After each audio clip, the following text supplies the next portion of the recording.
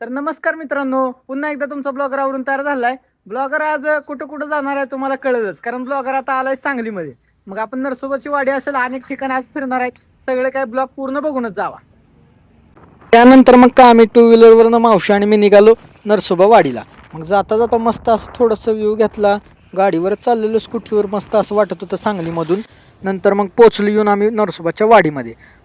मस्त अशी रविवार होता, त्यामुळे मग काय दत्तभक्तांची अनेक भरपूर अशी गर्दी होती. मग काय एवढ्या गर्दीत मला बी काय कळना, जाऊ दे म्हणलं. मग थोडाफार फेडे प्रसाद वगैरे घेतला, तिथली व्हिडिओ तर टाकलीत. नंतर आपण मग काय वाडीत गेलं म्हणलं पहिलं कृष्णामाईच्या इथं हातपाय धुवून दर्शन घेणे हे फार महत्त्वाचे आहे. तुम्ही सुद्धा आल्यावर घेत जावा. त्यानंतर महाराजांची प्रथम दर्शन घेण्या अगोदर तिथे शेजारी गणपती बाप्पांची मूर्ती आहे. मग गणपतींचं दर्शन घेऊ म्हणलं, त्या तिथं रांगोळी काढलेली दिसली मस्त अशी, कारण आज संकष्टी चतुर्थी सुद्धा होती.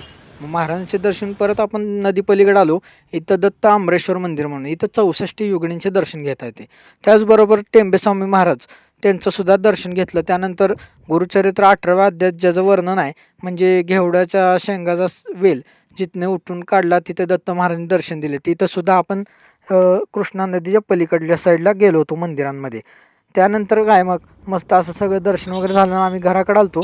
परत माझा म्हणजे भाऊ आणि आम्ही निघालो परत. काय म्हणलं, आज संकष्टी चतुर्थी म्हणून सांगलीच्या गणपती मंदिराकडे.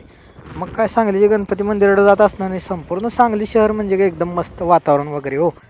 मग गणपती मंदिरापाशी आलो, इथं सुद्धा भरपूर गर्दी. मग नंतर मग काय मस्त असं दर्शनासाठी आपण मंदिरामध्ये चाललो होतो. करायची म्हणला तुम्ही बघूनच घ्या आता पुढं कसं आहे. मग मस्त असे कारंजा वगैरे लय भारी दिसत होतं सगळं. गणपती बाप्पांचं दर्शन तर घेतलंच पाहिजे म्हणलं. मग तुम्ही सुद्धा आता दर्शन घेऊन टाका.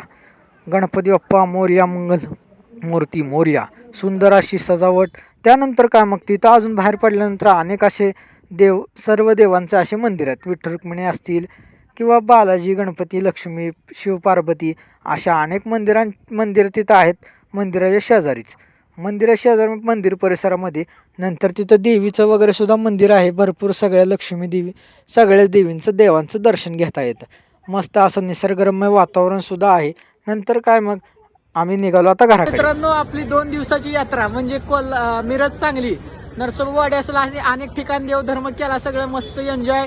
या आमचा ब्रो म्हणजे मावशी मुला मास्क काढ गेला का हे कसा आहे नंतर मग काय आता मी चाललोय पंढरीला. हे दिसतंय माग मिरज रेल्वे स्टेशन म्हणजे मिरज जंक्शन. चला मग आता तुम्ही सुद्धा ब्लॉग बघून जावा तुमच्या कामाला. संपला विषय.